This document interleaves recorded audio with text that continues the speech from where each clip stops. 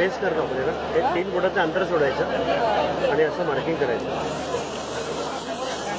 वरचं मार्किंग आलं आहे, ते मार्किंग खाली आलं. मार्किंग यासाठी केलं आहे की या गोलाच्या आतमध्ये 3 रंग टाकायचे. पहिला रंग त्या मार्किंगवर टाकला, दुसरा रंग टाकताना आधीच्या रंगांमध्ये थोडंसं त्याला मिक्स करून टाकलं. तिसरा रंग हा मध्ये पूर्ण भरून टाकला. हा झाला बेस. बेस केल्यानंतर सेंटर पॉईंट काढायचं. तर सेंटर आणि डिझाईनचा सेंटर आपण एकमेकांना फक्त मॅच केलं.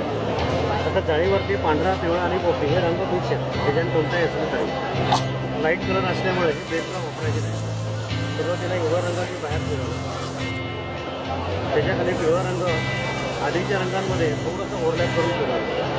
तसंच पांढरा पण पिवळ्यामध्ये ओव्हरलॅप करून फिरवलं. आता शेवटी पिवळा रंग पांढऱ्यात मिक्स करायचा आणि डिझाईन हळूहळू हे पूर्ण करायचं. ठीक आहे. आता जे रंग आपण खाली टाकले होते ना, त्या रंगांवरती सगळं डिझाईन हे तयार. ही पूर्ण प्रोसेस या केलेली आहे. रंग कोणती खाली टाकायचे